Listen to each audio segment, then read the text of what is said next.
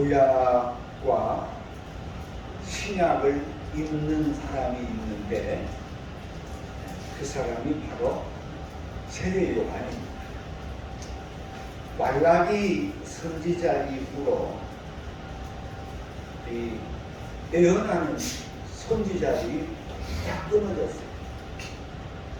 400년 동안 이 하나님의 말씀을 대언하던 선지자가 끊어지고, 그래서 어떻게 보면 이스라엘은 이때가 암흑기다 이렇게 말합니다. 어둠이 꽉 찬 그런 시대, 그런 때에 400년 만에 갑자기 혜성같이 나타나는 사람이 있는데 그 사람이 바로 세례 요한입니다. 사실 세례 요한을 말하지 않고 오늘 우리가 예수님만 말할 수 있는데, 예수님을 말할 때에는 반드시 세례 요한을 짚고 넘어가야 됩니다.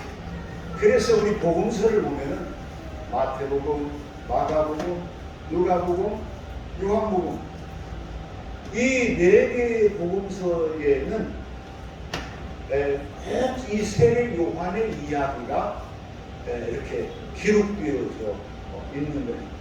그럼 예수님의 생애는 어떻게 이어지냐? 세례 요한의 세례 운동 이후에 예수님께서 그 세례 요한에게 가서 세례를 받으신 후에 예수님의 공생애가 시작됩니다. 그래서 예수님의 공생애를 말할 때에는, 예수님의 생애를 말할 때에는 이 세례 요한의 그 세례를 우리가 빠뜨릴 수가 없는 것입니다. 그래서 이 세례 요한 도대체 어떤 사람인데 우리가 성경을 볼 때에 이 세례 요한을 읽어야 되고 이 세례 요한에 대해서 왜 우리가 알아야 하느냐 하고 우리는 방문할 수도 있습니다. 그런데 세례 요한의 위치는 매우 중요합니다. 앞서 말씀드린 것처럼 구약에 모세가 있다면은 신약 시대는 예수님입니다. 그런데 이 모세와 예수님을 연결짓는 이 연결점, 그게 세례 요한이다. 그래서 세례 요한이 이 세상에 올 때에 성경에 보면은 재밌는 이야기들이 있습니다. 오늘 마가복음에서는 세례 요한에 대해서 자세하게 이야기하지 않아요. 그런데 여러분 누가복음에 보면은요, 누가복음에서 세례 요한에 대해서 자세히 이야기하고 있습니다. 틈나면 여러분 누가복음을 한번 1장 5절에서 3장 22절에 이르는 굉장히 긴 그 이야기가 전개되고 있어요. 세례 요한의 아버지는 그 사가랴라고 했어요. 그런데 이 사가랴와 그 어머니 엘리사벳이 이렇게 결혼을 했어요. 결혼을 해가지고, 결혼을 하면 뭡니까? 이제 자녀를 낳아야 돼요. 부부 간의 행복도 중요하지만은 또 자녀를 낳아야 되잖아요. 그런데 이 사가랴와 이 엘리사벳은 나이가 늙도 아이가 없는 거예요. 그런데 세례 요한은요, 예수님하고 조금 다른 것이 가문이 대단히 좋은 가문이에요. 무슨 가문이냐면 제사장 가문입니다. 그 아버지는 제사장 가문 속에 속하고 제사장이었어요, 당대에. 근데 하루는 이제 그 제사장들이 성전에 들어가서 기도를 하는데 그 기도를 제비를 뽑아가지고 순서를 정해서 이렇게 기도를 하러 들어갔어요.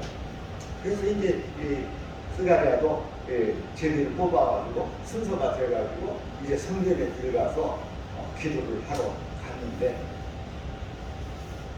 거기서 이제 놀라운 일을 경험하게 됩니다. 천사 가브리엘을 만나는 거예요. 여러분 이게 천사 이름, 성경에 천사 이름이 이렇게 막 나올 때 나오는데 이 가브리엘이라는 천사는요 좋은 소식을 주는 천사예요. 다른 천사는 전쟁하는 천사도 있고 뭐 이렇게 여러 있지만은 가브리엘 천사는 좋은 소식 전해주는 천사예요. 근데 이 천사가 와가지고 이 사가랴에게 말하는 거예요. 이제 너한테 좋은 일이 있을 텐데 아들을 낳게 될 것이다. 그러니까 이 사람이 얼마나 깜짝 놀랐을 거예요. 아들을 낳는다. 그런데 이제 이게 믿어지지가 않는 거예요. 자기는 나이도 먹었고 믿어지지가 않는 이야기지만은 아이를 낳을 것이고 그 아이를 낳으면 이름을 반드시 요한이라 짓거라. 이렇게 지시를 합니다. 그런데 이 사가랴가 이 말을 믿지를 않았어요. 의심을 했어요. 그러니까 천사가 이 사가랴의 입을 봉해버렸어요. 말을 못하게 입을 봉해버린 거예요. 그래서 그 순간부터 이 사람이 제사장이 거머리가 됐어요. 말을 못하게 됐어요. 그래가지고 이제 성전에 나와서 집에 왔는데 말을 못하니까 뭐 어떻게 할 수가 없는 거예요. 근데 결국 이제 때가 됐어요. 아이를 낳는 때가 됐어요. 그 엘리사벳이 어느 날 이 아들을 낳은 거예요. 그러니까 얼마나 좋았겠습니까? 그 집안 내에 있는 모든 이제 친척들 다 와서 막 축하하고 잔치를 벌였겠죠. 거기서 이제 이 문제가 생기는 거는 이 아이의 이름을 지어야 되는데 이름을 뭐라 지을까 이것이 논쟁거리가 되었어요. 근데 이제 유대에서 이 습관이 뭐냐면은 아이의 이름을 지을 때는 아버지의 이름을 따라서 그 조상의 이름을 따라서 좋은 이름을 골라갖고 짓는 거예요. 어떻게 보면 우리나라도 그런 부분이 있습니다. 우리나라도 이 학렬이 있어가지고 그 학렬을 따라서 이름을 짓는 거예요. 그런데 이 사람들이 이제 친척들이 와가지고 당신의 이름을 따서 이름을 지으면 어떻겠냐 하는데 이거 이제 이 스가랴가 말을 못하고 안 된다 이거요. 그래가지고 어떻게 이름을 짓냐 돌판을 판을 갖다가 거기다가 요한이라고 이렇게 써서 줍니다. 그러니까 친척들이 막 실망했죠. 왜 이름을 우리들 학렬을 따라서 지어야 되는데 왜 요한이라고 주냐. 근데 아버지가 확고하게 요한이라고 탁 써서 주면서 요한을 칩니다. 그 순간 입이 열렸어요. 근데 의심하는 그것이 사라지니까 믿음으로 채워지니까 입이 열립니다. 그 순간부터. 그러니까 세례 요한의 탄생에 관한 이야기가 이처럼 매우 놀라운 이야기가 있는데 예수님의 탄생 신화 이야기들이 많이 있지만은 이 세례 요한의 탄생도 이처럼 재미있는 역사적인 배경 그 이름을 짓는데 그냥 지어진 것이 아니라 천사가 와서 그 이름을 지시해주고 그래서 그 이름대로 요한이라 이렇게 이름이 지어진 거예요. 그런가 하면은 성경에 보면요 예수님과 요한은 태어날 때 태어나기도 전에 이 사람들이 가야 하는 그 길을 이미 그 길이 예언되어져 있어요. 되는 그런 이야기가 또 있습니다. 우리 좀 성경 한번 보겠습니다. 누가복음 1장 한번 봅니다. 누가복음 1장. 제가 말씀을 드렸죠. 누가복음 1장에는 세례 요한에 관한 이야기가 길게 서술되어져 있습니다. 1장 46절. 자, 여러분 가지고 계신 성경에 1장 46절을 보면 그 위에 소 제목이 있죠. 그 소 제목에 뭐라고 써 있어요? 마리아의 찬가 이렇게 써 있죠. 이 말은 지금 무슨 말이냐면 예수님께서 탄생하실 때에 탄생하시기 전에 예수님의 어머니 마리아가 예수님을 잉태하고 나서 사실 여러분 우리가 잘 아는 대로 예수님은 좀 뭐냐면 의혹의 아들이에요. 처녀가 애를 잉태했어요. 그래서 사람들이 많이 수군거리고 손가락질하고 잘못하면은 크게 낭패를 당할 수 있는 그런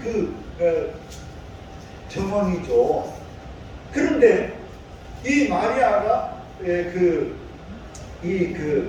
엘리사벳 사가랴하고 엘리사벳을 만난 후에 그들이 들려주는 이야기를 듣고 그 제사장 가문이잖아요. 그들이 들려주는 얘기를 듣고 너무 기뻐서 마리아의 찬가, 마리아가 찬양을 해요. 예수님을 하나님께 찬양을 드리는 얘기입니다.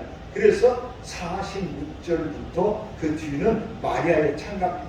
마리아가 이르되 내 영혼이 주를 찬양하며 내 마음이 하나님 내 구주를 기뻐하였으므로 하면서 하나님을 찬양합니다. 자, 그리고 이제 말은 마리아의 찬가, 예수님 탄생하실 때 마리아의 찬가입니다. 그런데 이제 1장 67절 중으로 보세요. 67절에 보면은 그 소 제목이 뭐라고 써 있어요? 네, 사가랴의 예언 이렇게 써 있어요. 이 사가랴의 예언 이 말은 사가랴가 마리아가 예수님을 잉태하고 찬양한 것처럼 사가랴가 이 요한에 대해서 이 예언하는 그런 그 말씀이 있습니다. 그래서 이 말씀들은 여러분 집에 가서 읽어보세요. 집에 가서 읽어보면 어떻게 보면 예수님과 세례 요한은 태어나기도 전에 하나님께서 그들에게 위탁한 사명이 이 말씀 속에 있는 거예요.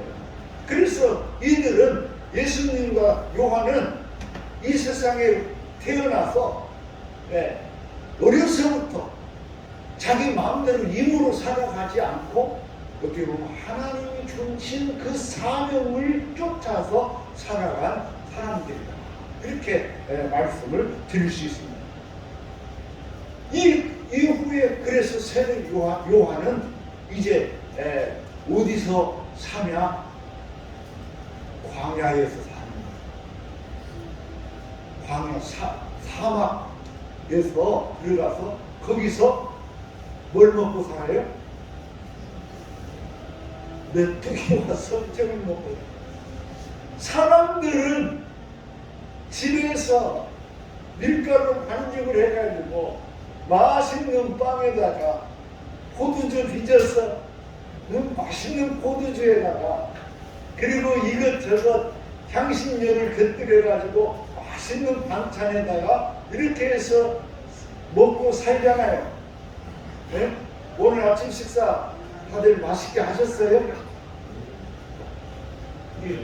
대답은 하시는데 제가 보기에 밥을 안 먹는 것 같아요. 이 밥 먹는 게 얼마나 중요합니까? 그런데 이 요한은 어려서부터 그 사명감이 있었던 거예요. 그래서 옷은 뭘 입었어요? 옷은 낙타 털옷을 입고, 낙타 털옷을 입고 사막에서 멧돼지와 서치를 먹고 그러니까 살았어요. 이 모습이 누구하고 닮았다? 여러분, 구약에서요, 구약에서 율법을 대표하는 사람이 누구예요? 네? 교회를 헛다녔어요. 100번 얘기했는데 율법을 대표하는 사람 모세. 네? 그래서 모세오게 그러잖아요. 모세. 예언자를 대표하는 사람, 선지자를 대표하는 사람 누구예요?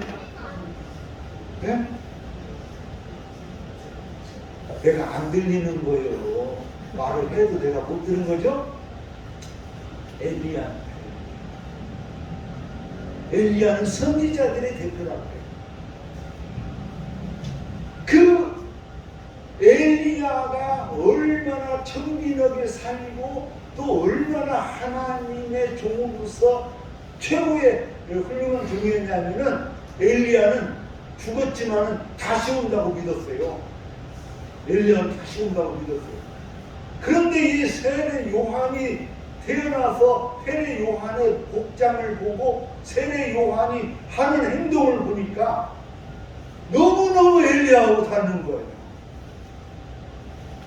그래서 많은 사람들이 이 사람은 이 요한을 말할 때 엘리야라고 지칭하기도 하고 엘리야라고 이렇게 말하기도 했습니다. 그런데 이 엘리야, 이 세례 요한은 태어나서부터 그 순교할 때까지 너무 검소하고 청빈하고 깨끗하게 그리고 의롭게 한평생을 살아온 사람이었습니다. 그래서 이 요한이 갑자기 광야에서 때가 되니까 이제 30살이 넘어서 그 광야에서 갑자기 이제 그 예루살렘으로 유대로 다 들어오잖아요. 와가지고 전하는데 예수님하고 세례 요한하고 전하는 복음의 내용이 비슷해요. 어떻게 보면 똑같다고 말할 수 있지만 좀 다르지만은 비슷해요. 회개하라, 천국이 가까워. 이게 이들이 전하는 그 복음의 내용입니다. 그런데 세례 요한은 우리가 말하는 것처럼 세례 요한 이렇게 말하잖아요. 왜? 별명이 세례요. 이 요한은 와가지고 회개 운동을 일으켰는데 회개를 어떻게 시켰냐? 세례를 통해서 이 회개 운동을 시킨 거예요. 그런데 참 여러분, 그 요한이 와서 이 회개 운동을 했을 때에 말씀을 보면 많은 사람들이 와가지고 세례 요한에게 와서 회개하고 세례를 받았던 것을 보게 됩니다. 그래서 성경에 보면은 종종 예수님과 또는 예수님 제자들이 요한에 관한 이야기를 전해드릴 때가 있어요. 요한이 지금 뭐하고 있대요? 이렇게 변합니다. 예수님께서 어느 지역에 가가지고 세례를 베푸실 때에 그때 세례 요한도 다른 지역에서 세례를 베풀었다. 그런데 여기서 이제 가장 중요한 것은 오늘 우리가 세례 요한을 공부할 때 세례 요한의 다른 것보다도 세례 요한을 왜 우리가 알아야 되고 공부해야 되냐. 오늘 본문에 있는 말씀과 같이 세례 요한은요, 자기를 높이지 않았어요. 자기를 세우지 않았어요. 지금 조금 전에 막 드린 말씀처럼 사람들이 세례 요한에게 많이 따랐다 안 따랐다?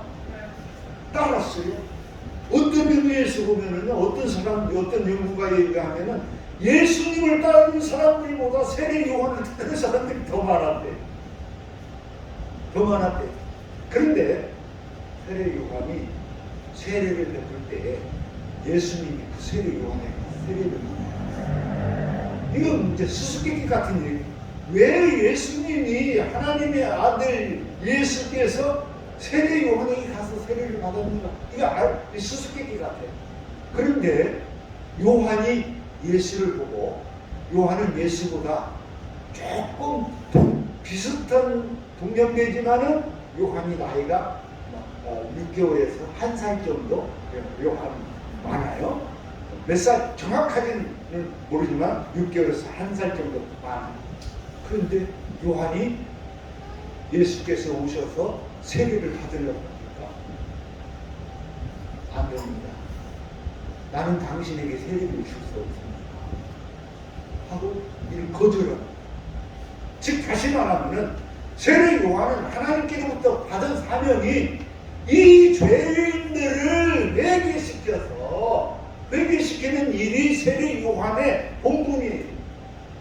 이것이 사명이에요. 그런데 세례 요한이 나보다 더 능력이 크시고 나보다 더 훌륭하고 하나님의 아들인 것을 세례 요한은 본 것 같아요. 그래서 세례 요한이 이 예수께서 오셔서 세례를 받는 이것을 거절합니다. 그런데 예수님은 또 이제 허락하노라 하면서 세례 요한에게 그 세례 줄 것을 허락합니다. 그래서 세례 요한이 이제 예수에게 세례를 주잖아요. 그 세례를 줄 때에 이제 그 하늘에서 하늘이 열리고 여러분 정말 곧 물에서 올라오실때 하늘이 갈라짐과 성령이 비둘기같이 자기에게 내려오심을 보시더니 우리가 가끔 그런 현상이 있죠. 비가 오고 나면은 구름이 크게 떴다가 구름이 떼지어서 움직일 때에 이 해가 한낮에 해가 이렇게 떠 있으니까 그 구름 틈새 사이로 그리고 막 빛이 쫙 내리쬐는 그런 현상을 보게 될 때가 있죠.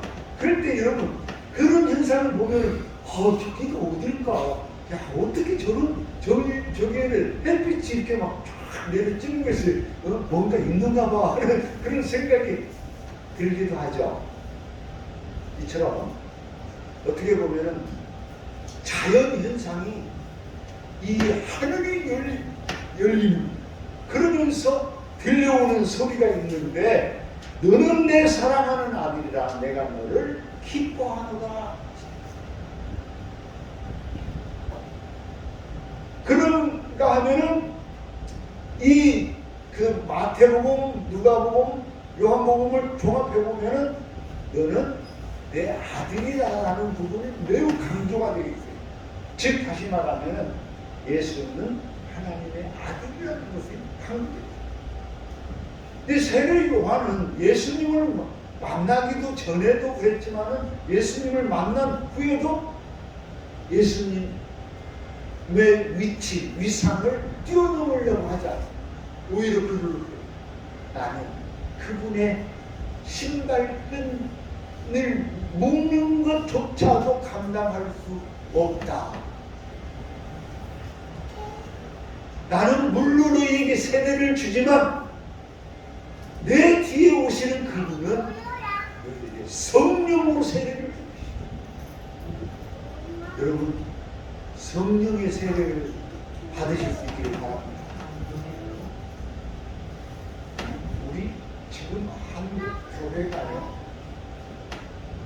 성령 받았네 성령 받았네 난리를 치는데 진짜 성령 받는 사람이 어디 있는지가 참 모릅니다. 엊그제는 좀 죄송스럽습니다만 유튜브를 보는데 어떤 교회에서 춤을 춰요. 큰 예배당에서 막 성도들이 난리 구슬에 막 일어나서 춤을 추는 난리가 뭔 춤을 추나 성령 춤이래 막 빙글빙글 돌고 난리 났어. 그런 유치한 성령춤을 추는 여러분 성령을 받으면요 예수님처럼 변화되는 거예요. 성령 받으면 요한처럼 바뀌는 거예요. 성령 받으면 바울처럼 바뀌는 거예요. 베드로처럼 바뀌고 변화되는 거예요. 그래서 우리의 삶이 누구만큼이라도 신실해지고 깨끗해지고 정직해져야지. 네? 성령 받았다고 막 강단에서 불을 쏴요. 뭔 불을 쏴?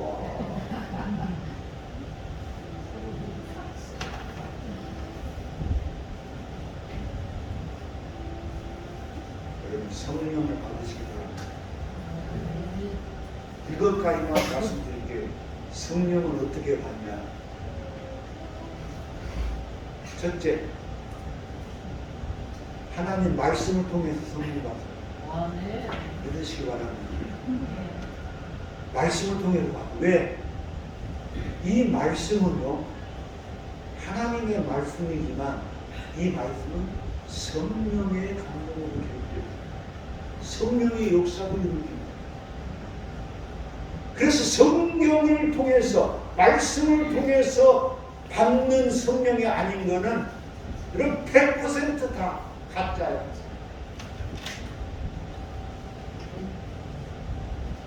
그러니까 엉뚱한 영을 받아가지고 성령 받았다고 기만하고 샬락샬락 하는데 그것까지는 좋지만은 그런데 왜 거짓말을 하고 왜 싸우고 왜 욕을 하고 왜 못된 짓을 하냐? 못된 짓 하면서 성령 받았다고 그래?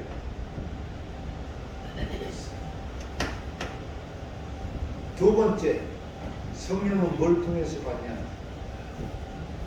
기도를 통해서. 기도를 통해서. 기도하자. 말씀과 기도 외에는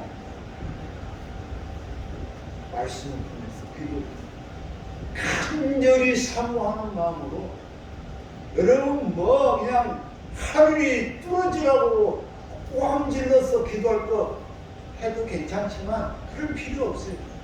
그것이 그 다른 기도가 아니에요. 기도는 나와 하나님과의 대화예요. 내가 나와 하나님과의 대화인데 하나님이 귀가 없어서 귀가 어두워가지고 꽝 질러야 돼? 그래요? 하나님은 내가 입으로 말하기 전부터 내 마음을 아십니다.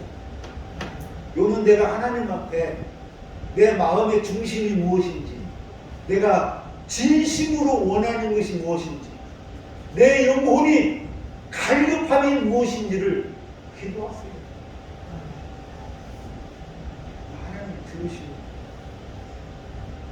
하나님은 우리의 기도를 나는 그렇게 생각해요. 100% 응답하시는데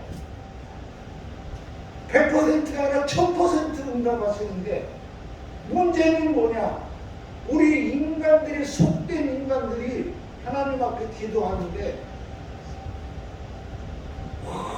하나님의 뜻하고는 관계도 없고 하나님의 뜻을 거스리고 오히려 하나님을 욕되게 하는 인간의 사리사욕을 추구하는 그런 기도만 하니까 하나님이 그냥 미치겠는 거예요. 하나님이. 그 기도를 어떻게 들어줍니까? 신실한 기도. 내 영혼이 소망하는 그 기도를 드리죠. 하나님은 100% 기도에 응답하십니다. 그래서 말씀과 기도를 통해서 우리 하나님 만나십니다. 또는 이렇게 찬양을 통해서도 성령을 접할 수도 있습니다. 그럼 이제 한 시간이 오늘 바쁜 날인데 이 세례 요한이 이렇게 와서 세례의 복음을 전파했어요. 회개의. 그런데 많은 사람이 세례의 복음을 추종해요. 요즘 말로 하면 이 세례 요한이 위험인물이에요. 누구한테 위험인물이에요? 네?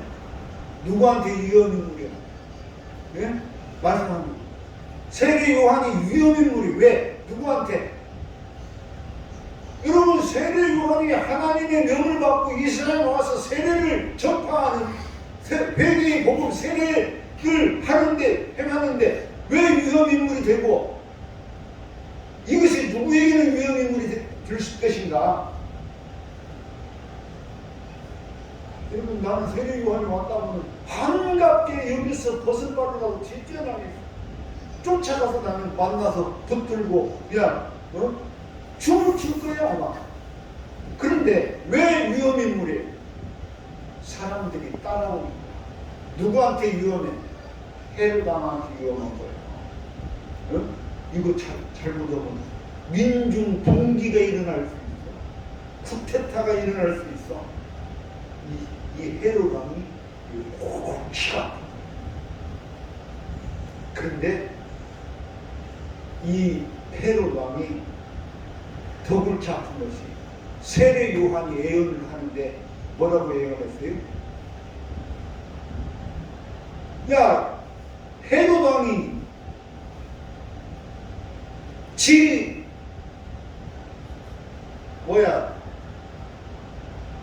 처제입니까? 지 처제를 갖다가 취해가지고 동생네 부인은 뭐라고 그래요? 네,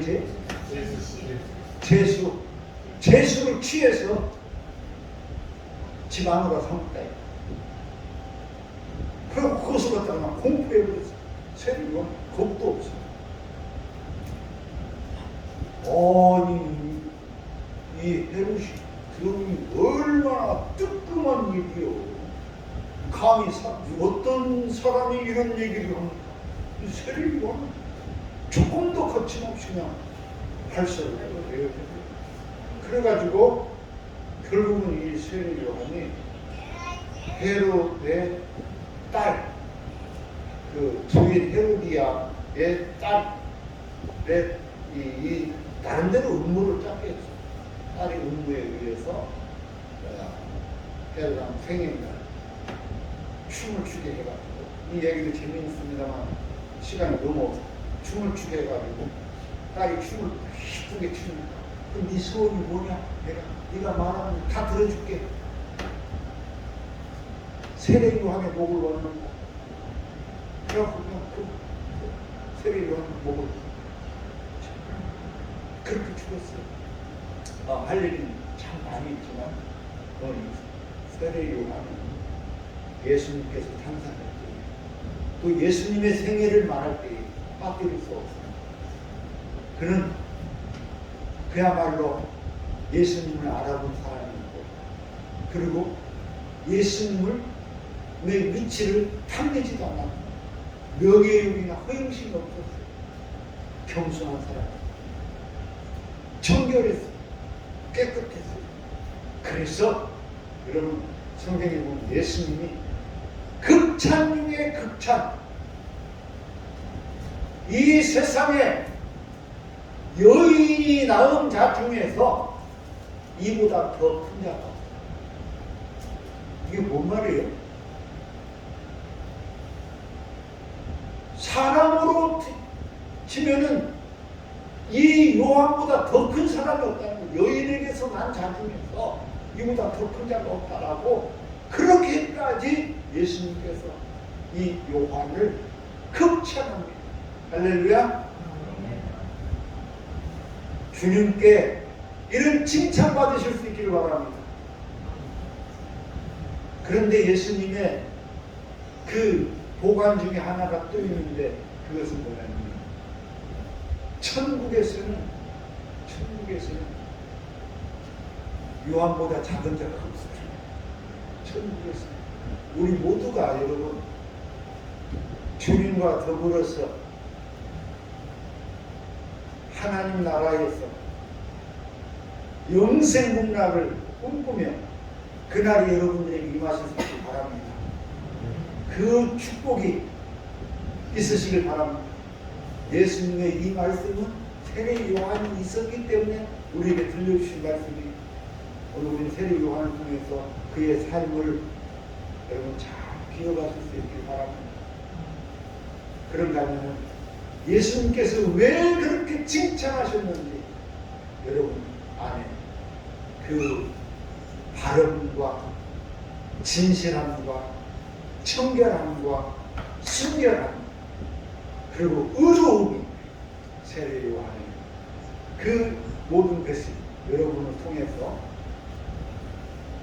드러나고 나타나고 그래서 예수님 앞에 크게 칭찬받는 그런 사랑받는 우리 모두가 되길 바랍니다. 기도합니다. 주님 감사합니다. 오늘 세례 요한을 바라봅니다. 요한의 그 청빈함, 그 진실함, 그 깨끗함, 그 순결함, 그 의로움을 오늘 우리도 배우게 하여 주옵소서. 그래서 주님 앞에 크게 칭찬받는 백성 되게 하여 주옵소서. 우리 안에 늘 영원한 하나님의 나라를 품고 사는 자들이 되게 하여 주옵소서. 예수님 이름으로 기도하옵나이다. 아멘.